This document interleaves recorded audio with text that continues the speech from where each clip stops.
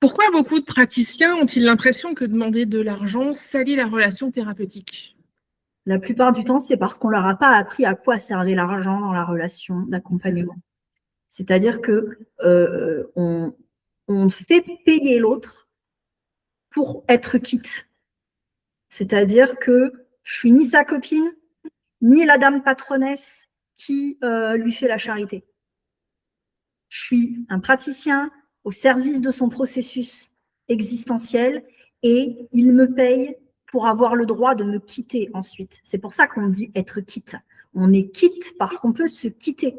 Si jamais je suis son ami, ben, ça veut dire qu'une fois qu'il a fini son travail d'accompagnement, ben, ça veut dire que le jour où moi je vais pas bien, il est susceptible de m'écouter aussi, puisqu'on est des amis. Ou alors, je suis sa dame patronnesse, je le regarde comme une pauvre chose qui a besoin qu'on lui fasse la charité, et lui, il me doit pour toujours, tu vois, il devient mon obligé pour toujours, et moi, j'ai fait quelque chose qui me permet de gagner en moralité, en vertu, et éventuellement une place au paradis. Et on paye pour rappeler qu'on n'est pas en train de jouer ça. On paye pour rappeler qu'on est à l'intérieur d'un cadre professionnel où chacun va jouer une place précise permettant à un certain processus de se jouer et que quand c'est fini, il peut partir en ne me devant rien. Ça sert à ça. Et donc, ça ne salit pas la relation d'être payé. Au contraire, ça permet à la relation d'être plus cadrée, plus sécure et ça permet qu'on puisse partir et se séparer sans avoir de lien symbolique qui nous enchaîne à l'autre. Et je pense aussi qu'on a l'impression que ça salit la relation parce qu'on est habitué au système de santé gratuit et on croit que parce qu'on ne paye pas, il n'y a pas d'enjeu financier. Il y a un enjeu financier. Le professionnel en face, il est payé par l'argent public. Donc, ce n'est pas gratuit.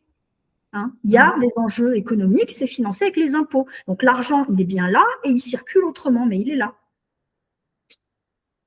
Voilà. Et justement, est-ce que l'argent peut être un outil de soin au même titre que la parole ou le toucher? Alors, à titre personnel, je pense que le rapport à l'argent dans l'accompagnement, il dit des choses, il dit plusieurs choses. Il dit la valeur que tu accordes à ton processus existentiel. Est-ce que c'est sérieux ou est-ce que c'est pas sérieux pour toi? Est-ce que te mettre en travail, cheminer, élaborer tes propres réponses, ça mérite que tu poses du budget dessus autant que de t'acheter des fringues ou d'aller au resto. Tu vois? Alors, je parle quand tu as les moyens d'accéder à autre chose que de la survie élémentaire. Évidemment que quand tu n'as pas un rond et que l'enjeu, c'est de te demander si tu vas manger, on est au-delà des questionnements existentiels. Hein. Qu'est-ce que je voulais dire d'autre? Je me suis perdue. Oui, donc je pense que le rapport à l'argent, il sert à questionner la valeur que tu accordes à ton processus existentiel, à ton émancipation. Je pense aussi qu'elle dit des choses sur la façon dont tu fais confiance à la vie. Je m'explique, c'est-à-dire que tu n'es pas en train d'acheter un produit, tu es en train d'acheter un processus. Et ce processus-là, il implique que tu aies un minimum confiance dans le fait que la vie peut changer. Et donc, quand tu mets de l'argent, là, tu es en train de miser, comme sur une table de jeu, qu'il y a quelque chose à gagner pour toi à miser à cet endroit-là. Et oui, il y a une dimension de l'ordre du pari. Parce que tu vas élaborer ton propre chemin, on ne va pas te vendre le bouton magique qui fait disparaître les problèmes, et donc tu joues ton processus existentiel et la foi que tu as en la vie, en le processus vivant. Et je pense que ça rentre dans le fait de passer de la survie à la vie.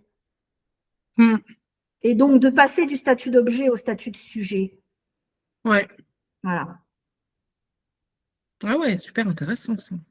Comment est-ce que tu réponds à ceux qui disent « Moi, je suis remboursée par la Sécu Et donc, je peux me permettre de rester low cost. Ben, encore heureux. Encore heureux, tu es financé par les impôts. Heureusement que tu restes accessible à tout le monde. Il ne manquerait plus que ça. C'est ton boulot. Je veux dire, à partir du moment où tu es financé par les impôts, c'est que tu es au service du public. Donc oui, tu reçois tout le monde. Tu vas pas t'en vanter aussi, non? Enfin, ce que je veux dire, c'est que tu ne vas pas en plus prendre de haut les gens qui ne sont pas financés par le service public et qui ont besoin d'assumer des missions que toi, tu n'as pas besoin d'assumer, à savoir de te confronter à la réalité du marché. Ouais. Oui, bah c'est très bien. Il y a des gens qui sont financés par le système public, et tant mieux, et c'est très bien. Et c'est juste que à partir du moment où tu es un entrepreneur indépendant, tu te situes dans une autre sphère et il n'y a pas à comparer. Si tu essayes de comparer, tu seras toujours trop cher qu'un praticien gratuit. Oui, forcément. Que tu demandes 20 balles ou que tu demandes 150 de l'heure, c'est toujours trop. Et c'est toujours trop pour quelqu'un qui n'a pas d'argent. De toute façon. Ben oui. Et donc, la question, c'est, je suis un entrepreneur indépendant, je ne suis pas financé par le système public. Mon boulot à moi, si je veux contribuer aux soins des gens qui n'ont pas de pognon, c'est de gagner des sous pour payer des impôts, pour financer les CMP. Parce que les CMP, ils tournent parce que je paye des impôts. Ouais. Et je paye des impôts parce qu'il y a des gens qui ont envie de bosser avec moi et pas avec quelqu'un d'autre. En admettant effectivement que tu n'es pas un charlatan, que tu as été bien formé, que tu fais du bon boulot et que tu sais rester à ta place. On est d'accord. Mais à partir du moment où tu es un professionnel sérieux qui fait bien son travail et que c'est à toi de générer ta propre économie, tu es plus intéressant pour le système global si tu gagnes des sous, que tu payes des impôts pour financer le système public, que si tu te mets à 20 balles de l'heure, qu'en plus on va te reprocher parce que tu es toujours plus cher que les praticiens remboursés. Forcément.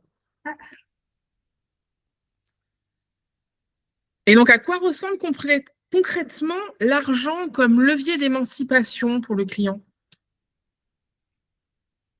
C'est une mise. C'est une mise où tu fais le pari que la vie peut te réserver autre chose si tu fémines, si tu apprends à regarder les choses autrement, si tu t'offres un espace d'élaboration où tu vas pouvoir questionner, remettre en question, regarder les choses sous un autre angle, prendre de la hauteur. C'est un pari. Et c'est pour ça que j'ai envie de te dire, l'objet, il subit les choses, le sujet, il réapprend à jouer avec la vie. Et il y a cette idée que l'argent, c'est comment dire, c'est quelque chose qui n'existe que si tu le mets au service de quelque chose. Mmh. Si tu l'entasses dans un coin, il n'existe pas et il ne sert à rien. Mais à un moment donné, tu joues au poker, à un moment donné, tu mises sur le fait que tu peux gagner, tu peux perdre, mais il va se passer quelque chose. Que si tu ne bouges pas, que tu ne mises jamais rien, ben, tu restes là où tu es. Et donc, je pense que tu peux penser l'argent comme un levier d'émancipation parce que quand tu vas voir un praticien et que tu mets des sous sur le fait que tu veux travailler telle thématique, telle problématique pour bouger, eh ben, tu fais le pari que la vie peut t'offrir autre chose. Et donc, oui, tu payes le praticien, mais ce n'est pas le praticien que tu payes. Ce que tu payes, c'est ton espace à l'intérieur duquel tu vas jouer un morceau de ton existence. Mmh. Oui, c'est bien. Je ne suis pas très joueuse, mais ce pari-là, je veux bien le faire. Et quelle est la différence entre je fais payer cher parce que je vaux cher et je fais payer cher pour avoir l'air plus légitime? Bah, je pense que les deux sont des illusions, en fait. C'est-à-dire qu'à partir du moment où tu fais un métier qui rentre dans le soin et l'éducation, tu rentres dans les métiers de l'inestimable. Donc, il n'y a pas de « je me fais payer cher parce que je vaux cher ». D'abord, ce n'est pas toi qu'on paye, on paye le processus, on paye le cadre à l'intérieur duquel on va venir jouer quelque chose. Et donc, ce n'est pas ton nombril qu'on vient payer. Donc, il n'y a pas de « je vaux cher » ou « je vaux pas cher » pour qui tu te prends. Ce n'est pas toi qui es au centre du truc, en fait. C'est l'autre et son processus existentiel qui est au centre, c'est pas toi. Donc, le machin de « je vaux cher », va voir ton superviseur, va lui parler de ton ego et puis ça ira mieux déjà. Juste ce problème-là, il n'y a pas de « je vaux cher ». si tu es dans ce délire-là, c'est que tu as un truc avec ta posture qu'il va falloir aller clarifier un peu quand même, hein, parce que c'est un peu, comment dire, tu places ton ego à un endroit qui n'a rien à faire là. Et donc, la deuxième partie, c'était je me fais payer cher parce que ça me légitime. Ouais. Je me sens plus légitime. Ça aussi, c'est une illusion. Tu n'es pas légitime parce que tu te fais payer plus. Et celui qui est payé par le système public, il est tout autant légitime. Et donc, il n'y a pas de lien entre les deux. C'est-à-dire que si tu crois qu'en te faisant payer plus, tu vas te sentir plus légitime, c'est une illusion. Ça ne va pas marcher. Tu es légitime parce que tu as construit une posture. Cette posture, elle a été validée par tes profs, elle a été validée par tes maîtres, elle est régulièrement validée par tes pairs qui aiment discuter avec toi d'enjeux professionnels et qui se nourrissent de ce que tu dis et qui viennent te nourrir aussi. Et ta légitimité, elle est construite avec le public qui vient te voir. Et tout ça, ça dépasse les enjeux économiques. C'est-à-dire que la question de je me fais payer cher ou je ne me fais pas payer cher, elle se joue ailleurs. Elle se joue dans, j'ai envie de te dire, c'est très difficile d'entendre ça, tu te fais payer en fonction de ce que l'autre a besoin de payer pour prendre son processus au sérieux. C'est-à-dire que si en face de toi, il y a une mère célibataire qui est au SMIC, je te garantis que mettre 50 balles sur la table, ça a de la valeur pour elle. C'est pas anodin. Elle est en train de miser sur sa vie et son avenir. Et elle ne te paye pas 50 balles parce que tu vaux 50 balles. Elle pose 50 balles parce que pour elle, c'est une somme qui dit « je viens jouer quelque chose d'important pour moi ici et ce qui va se jouer ici, je le prends au sérieux. » Et pour elle, 50 balles, c'est beaucoup. Et pour Bernard Arnault, 50 balles, c'est rien. Et si lui, il vient jouer quelque chose avec moi, je te garantis que je ne lui demanderai pas 50 balles.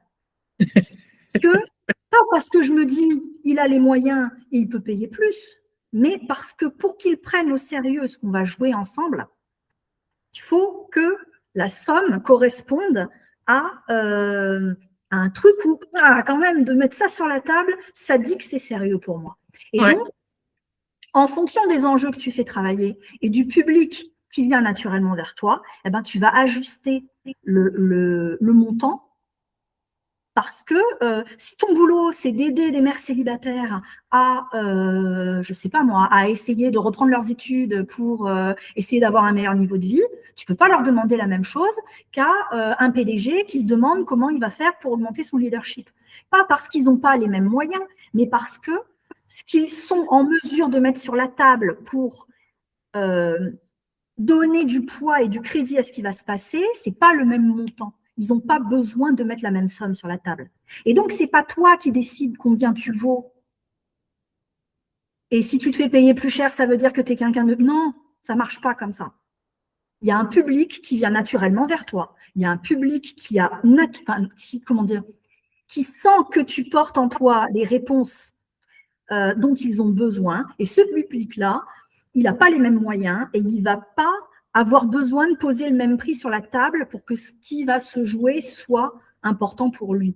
Si ton boulot, c'est d'accompagner des PDG, tu ne prends pas 50 balles de l'heure. Non. Et j'ai envie de te dire, c'est pas parce que tu accompagnes des mères célibataires au foyer à 50 balles de l'heure que tu es moins légitime et que tu es moins efficace. C'est juste que tu ne t'adresses pas au même public. C'est ça. Voilà. Et tant qu'on ne comprend pas ça, on ne comprend pas l'importance de l'argent dans l'accompagnement. Ce n'est pas toi qu'on paye. C'est l'espace que tu contiens à l'intérieur duquel l'autre va se mettre en travail. Et l'autre, il a besoin de mettre des sous pour donner de la valeur à ce qu'il va faire et pour pouvoir te quitter ensuite. Et c'est le type de public que tu reçois qui détermine combien il faut mettre sur la table, et ça n'a aucun rapport avec ce que tu vaux, avec ton ego, avec ta légitimité. Ça n'a aucun lien. C'est pas facile d'entendre ça. Hein. Non, c'est pas courant en fait. On a bien de temps en temps des petites bribes comme ça, mais c'est vrai que c'est pas ça qu'on entend habituellement. Hein. Et je trouve ça extrêmement pertinent pour le vivre et l'avoir vécu des deux côtés. C'est pour ça que je te dis que c'est un pari. C'est-à-dire Ouais. que le pari de la mère célibataire qui met 50 balles sur la table, il est hyper intense. Parce que 50 balles, c'est un caddie pour nourrir ses gosses. Alors maintenant, c'est un demi-caddie. C'est même plus un caddie entier, mais c'est pas la question. C'est vraiment, elle sait ce que c'est 50 balles. Ouais. Hein. Et donc, peut-être que Bernard Arnault, il a des trucs super graves à mettre en travail aussi, mais pour qu'il le prenne sérieusement, je te garantis que ça ne sera pas le même tarif horaire, pour des raisons évidentes. Ouais. Pas juste parce qu'il peut payer plus et que moi, ça m'arrange bien de recevoir des multimilliardaires dans ma clientèle.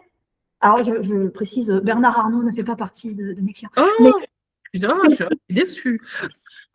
Mais c'est le principe, c'est que si c'était le cas, je ne pourrais pas le dire dans l'espace public. Non, mais ce que je veux dire, c'est que tous, on a des enjeux existentiels très importants à vivre. Et quand on paye un praticien, on vient payer le processus à l'intérieur duquel on va se mettre en travail, cheminer, construire ses propres réponses. Ça vaut des sous à la hauteur de ce que nous, on a besoin de payer pour que ça se fasse. Ouais. Et le praticien qui est là à dire « moi, je vaux tant », c'est un guignol. Il n'a rien compris. Je suis désolée, il n'a rien compris. Je suis d'accord. Est-ce que tu as déjà perdu des clients, justement, parce que tu as augmenté tes tarifs? Et qu'est-ce que ça t'a appris? Alors, j'ai pas perdu des clients qui étaient déjà chez moi et qui sont partis quand j'ai augmenté mes tarifs. En revanche, ça m'est arrivé de refuser des gens, pas parce qu'ils n'avaient pas les moyens de me payer, mais parce que ce qu'ils voulaient, c'était bosser à la séance, alors que moi, je bossais sur un processus long, et donc il y avait un engagement sur un nombre de séances. Et donc, quand tu débutes et que tu n'as pas beaucoup de sous et que tu as aussi envie de bosser parce que tu as envie de pratiquer au-delà de l'argent que tu gagnes, et que tu te retrouves à te dire, je vais refuser quelqu'un parce qu'il ne rentre plus dans mon cadre. Moi, j'ai prévu un cadre qui est comme ci, comme ça, et soit la personne rentre dans mon cadre, soit elle ne veut pas rentrer. Et donc, la question, c'est est-ce que moi, je change mon cadre pour elle ou pas? Et quand je change mon cadre pour elle, je perds, comment dire, je perds pas les clients et je perds pas les quelques sous qu'il va me donner, mais je perds la notion de mon cadre. Tu vois. Et en fait, quand tu es un praticien, l'une des choses les plus importantes que tu as à faire, c'est de tenir ta posture, c'est ce dont on a parlé, et c'est de poser un cadre que tu fais respecter et que tu respectes.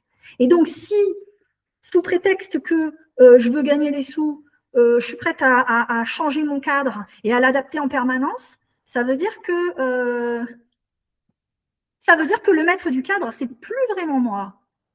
C'est ça. Et ça, en fait, ça insécurise l'autre en face. Et donc, quand j'ai compris ça, j'ai assumé de dire non à des gens et je les ai réorientés ailleurs. Pas parce que je ne pouvais pas les aider ou parce que, comment dire, pas parce qu'ils ne pouvaient pas payer, parce qu'en fait, ils pouvaient. C'est juste que le cadre que je proposais ne leur convenait pas. Et ils n'étaient pas prêts à s'engager sur la durée. Et ce n'est pas un problème, ils ont le droit de vouloir bosser à la séance. Mais pas avec moi. Plus maintenant. Je ne fais plus ça. Je ne fais plus ça parce que travailler à la séance, je me rends compte que ça ne marche pas aussi bien que ça, dans le sens où dès que ça commence à devenir un peu douloureux, dès qu'on commence à toucher là où il faut, hop, tu as une partie des gens qui veulent plus parce que c'est trop inconfortable. Et moi, j'ai pas envie de bosser comme ça. Moi, si on y va à fond. Tu vois. Et c'est le cadre que je pose.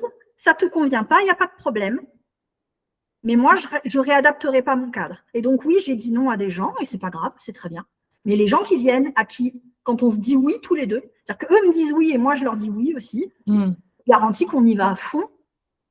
Et toi, tu mises, tu fais le pari que ça va bouger quand tu viens chez moi, et je te garantis que tu as raison de miser, tu vois, parce que ça va bouger, problème. Mais oui. Je suis une fois de plus d'accord. Ça va devenir le, le Ah, gimmick. mais tu es comme l'IA, tu n'es pas dans la confrontation, tu es toujours d'accord avec moi. Je plaisante. Alors, justement, comment transformer la phrase « Je ne veux pas que l'argent soit un frein » en communication éthique?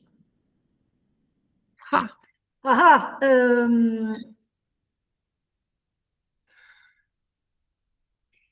si l'argent ne doit pas être un frein, tu vas dans le service public. mm, Il y a un service public, il est financé, il n'est pas parfait, hein. Il n'est pas parfait, il est lent, il n'y a pas assez de place, je ne le nie absolument pas, mais il est payé par les impôts de tout le monde. Tu n'as pas les moyens, tu vas dans le service public. Et après, ma responsabilité à moi en tant que professionnelle de l'éducation qui crée des dispositifs d'accompagnement, c'est d'être très au clair sur ce que je vends ou pas, ce qu'on peut attendre de ce qui se joue à l'intérieur. C'est-à-dire que c'est éthique. Pourquoi? Parce que je ne te vends pas du rêve. Je te dis clairement à quoi on va jouer. Je te dis comment on va y jouer, comment ça va se passer. Ça te convient, ça ne te convient pas. Donc, il n'y a pas d'opposition avec le service public. Ce n'est pas un service qui vient en concurrence du service public. Donc, comment dire? Moi, je crée des choses en tant qu'entrepreneuse, je paye des impôts qui financent le service public et je propose de façon éthique un cadre qui est clair pour tous ceux qui viennent dedans. C'est-à-dire que quand tu viens chez moi, tu sais à quoi on va jouer et tu sais ce que ça ne sera pas. Ce n'est pas de la thérapie, c'est pas de la vente de boutons magiques qui fait disparaître les problèmes. C'est un processus à l'intérieur duquel moi je vais te donner tout ce que j'ai comme ressources pour que tu puisses t'appuyer dessus et faire ton chemin. C'est ça le cadre. Et en fait, ça devient éthique quand tu es au clair sur la posture que tu tiens et sur ce que tu vends. Voilà. Et tu t'adresses à des gens qui sont debout sur leurs deux pieds et qui ont les moyens de prendre des décisions et qui ont les moyens de faire le pari qu'en rentrant à l'intérieur de ce cadre-là, vont se jouer des choses importantes pour eux. Voilà. Si tu es au clair avec ça, il n'y a pas de problème éthique particulier. Ouais. C'est bien, c'est clair. Ben oui. C'est parfait. On entend parfois les pros du marketing dire que les praticiens qui facturent le plus cher sont souvent ceux qui obtiennent les meilleurs résultats. D'après ton expérience, est-ce que c'est vrai? Je pense que les marketeurs confondent les praticiens et les experts. C'est-à-dire que l'expert, qui est donc celui qui te dit ce que tu dois faire et qui vend un résultat, effectivement, s'il a le meilleur résultat avec la meilleure méthode, bah, il va vendre plus cher, ok. Sauf que ce n'est pas un praticien d'accompagnement. Non.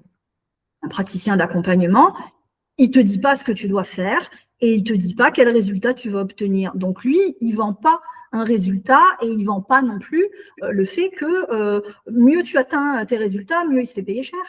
Parce que ce n'est pas la même posture. Et il y a une espèce de confusion qui est entretenue entre l'expert et l'accompagnateur. Ce n'est pas le même métier. Donc, on va peut-être redonner les définitions. L'expert, c'est le sachant qui sait mieux que toi, qui te dit ce que tu dois faire et tu suis ce qu'il te dit et tu es censé arriver à tel résultat, très bien. Et il en faut et ça fait partie des métiers utiles et j'ai pas de problème avec ça. C'est juste qu'un accompagnateur, un thérapeute, quelqu'un qui vend un processus, il n'est pas en posture d'expert et il ne te dit pas ce que tu dois faire. Il contient le processus à l'intérieur duquel tu vas faire ton chemin, toi. Et donc, il ne connaît pas le chemin à l'avance puisque c'est toi qui vas l'inventer. Et donc, il ne vend pas un résultat et il ne peut pas jouer à c'est moi qui ai les meilleurs résultats, donc tu me payes plus cher. Ça ne marche pas comme ça.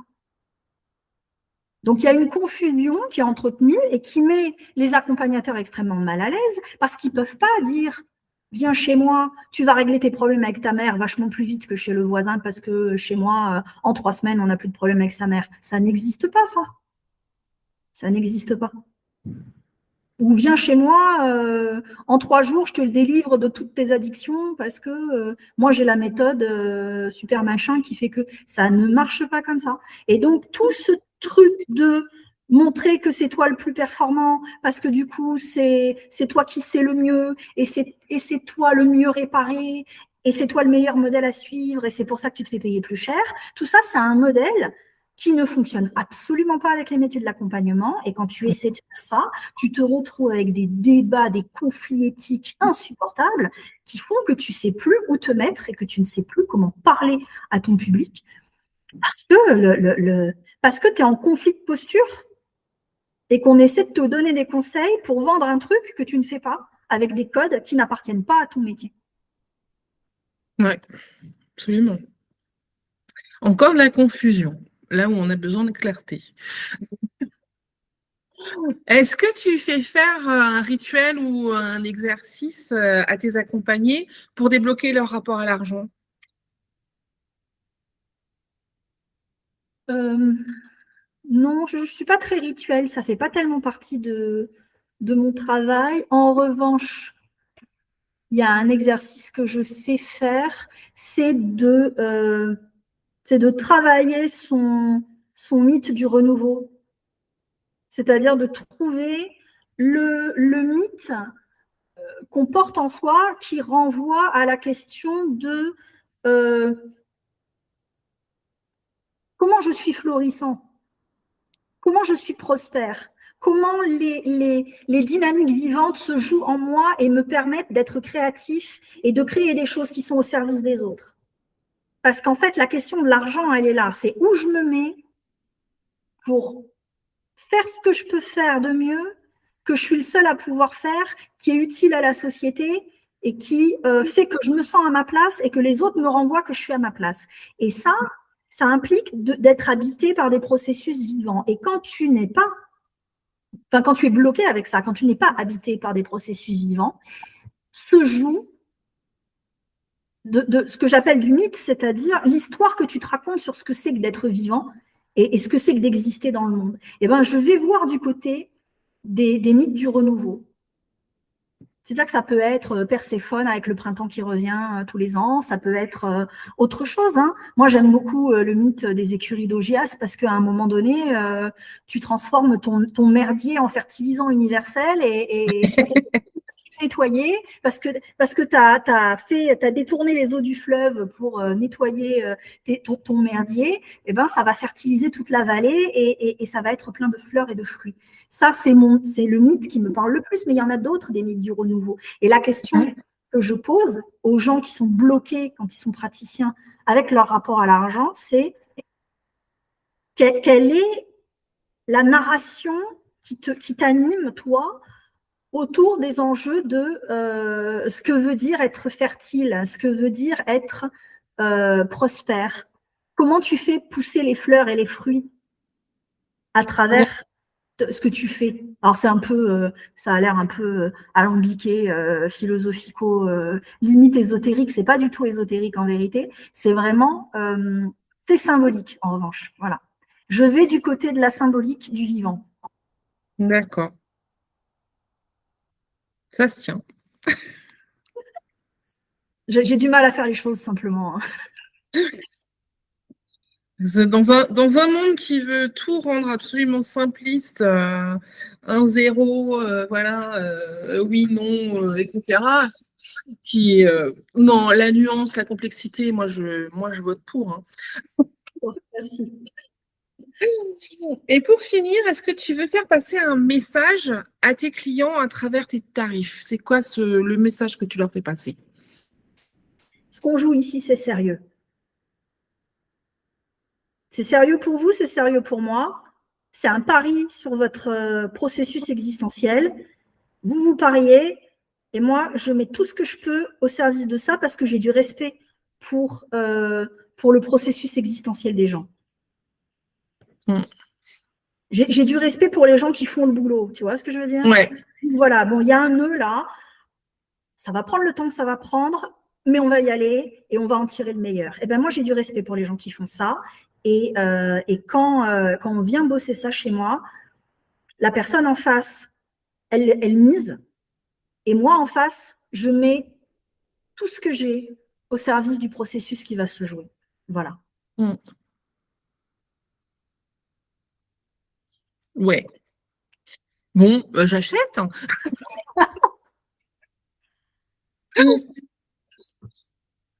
J'achète.